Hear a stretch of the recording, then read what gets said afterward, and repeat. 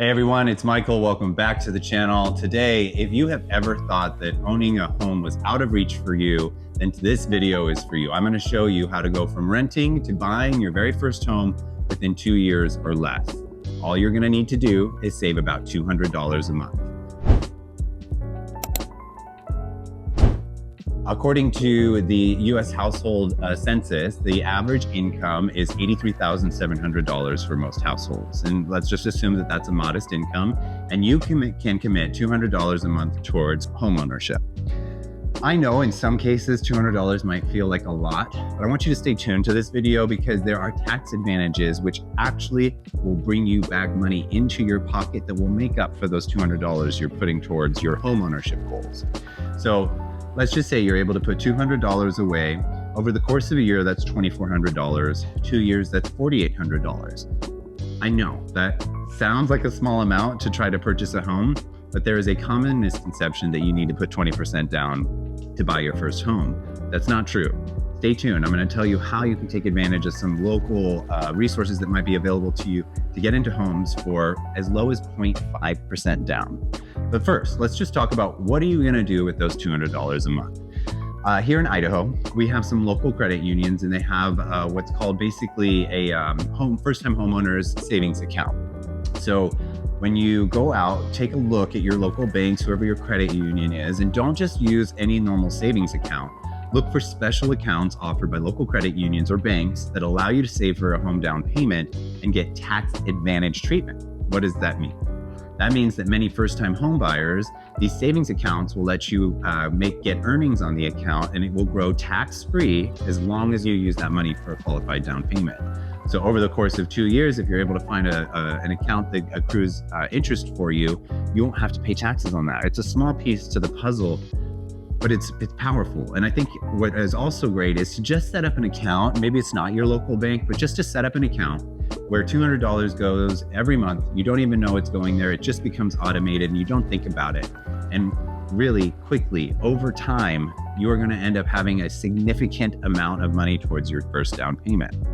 So I said 2 years, right? So 200 times 24, that's $4,800, right? The average household here in Boise, Idaho is anywhere from $400 to $500. A common misconception is that you need 20% down. On a $500,000 house, 20% down is $100,000. No, God! No, God, please, no! That's insane. Most people, especially the first-time home buyers, I've had it like once or twice, where these people were probably buying in their 40s, but most first-time home buyers don't have that amount. States know that, the federal government knows that, and they have put together programs that will allow you to put much less down. In Idaho, for example, there is a program that allows you to put 0.5% of your sales price towards the purchase of your very first home. So if 0.5% of $500,000, that's $2,500. That's crazy. So in less than 2 years, you could potentially have the money that you need for your down payment on your very first house. There are dozens of down payment assistance programs and grants geared towards first-time home buyers as well. So if money is difficult for you, there are a lot of grant programs out there. What we are in right now is a high interest rate environment. The first-time home buyer has basically got cut in half. It used to be about 40% of the buyer pool. It's down to about 24%. They just can't afford to get into their very first home. But what we also know is that owning your very first home is one of the most powerful tools towards long-term, meaningful wealth. So with these savings assistance programs, the barrier to entry is much lower than many assume. Because interest rates are higher right now, your monthly payment and debt-to-income ratio matter. So you're renting, you're out there right now, maybe you've got some roommates and you have for 2 years put aside these $200. You find a great first-time home buyer program that's going to allow you to put a minimum amount down, but the payment feels sort of out of reach. There's a couple things you can do first, and this is what happened to me. My partner and I had my mom co-sign on our very first loan. She was able to help us qualify for this little cute townhouse that we still own today. By the way, that makes us about $1,000 in rent every month right now. But she helped co-sign for that. And not everybody has somebody who can help them co-sign. I realize that. But if you are able to have a family member and they're kind of on the fence about co-signing, I want you to think about something else.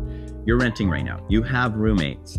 Those roommates could move with you into your next house and pay you rent.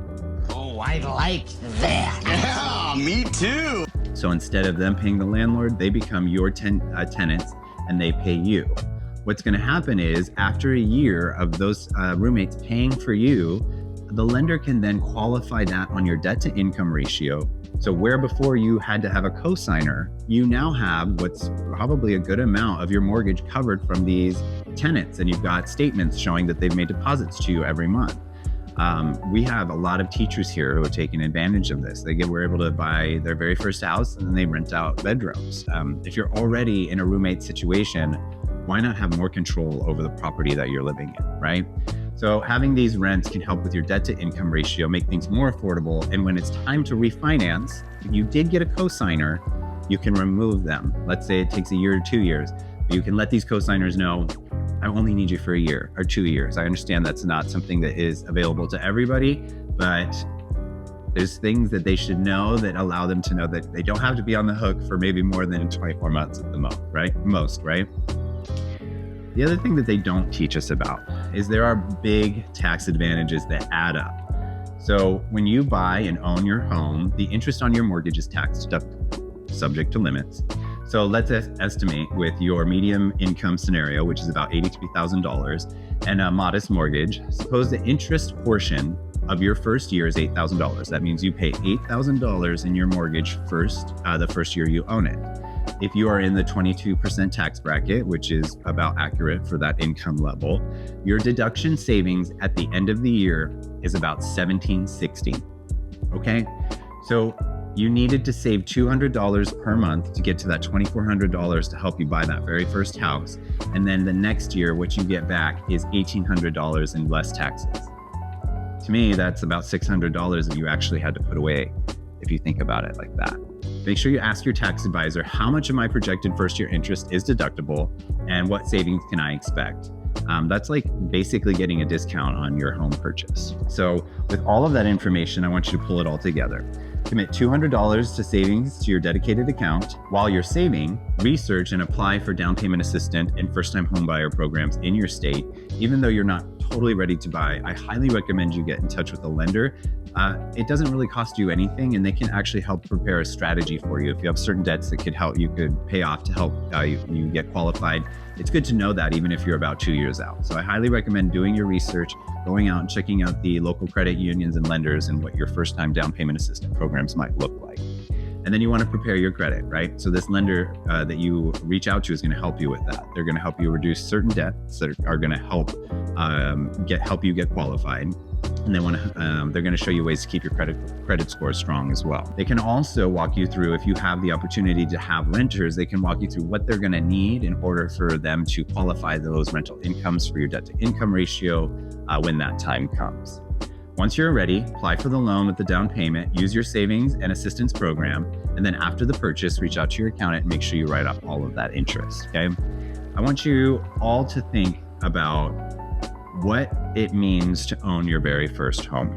It's the American dream, in my opinion. I have rented before, and being at the subject to landlords who are either going to raise rent, they don't want to fix items, or potentially you don't even know if they're going to sell the property and you're going to get kicked out. There is no security in renting. There's security and equity growth in owning your very own home. These are simple tools that you guys can take right now, apply, and within 2 years, you'll all be owning your very first home. When you get to that point, I want you to reach out to me or leave a comment. I'm going to come out and throw you your very first ever housewarming party. Thanks for joining me on the channel today. This is Michael. As always, if you want to reach out to us, make sure you check out our website, www.homefoundboise.com, or you can subscribe and like, because I'm going to have a lot of other things that they don't teach us in school coming your way to help you get wealthier. Thanks again.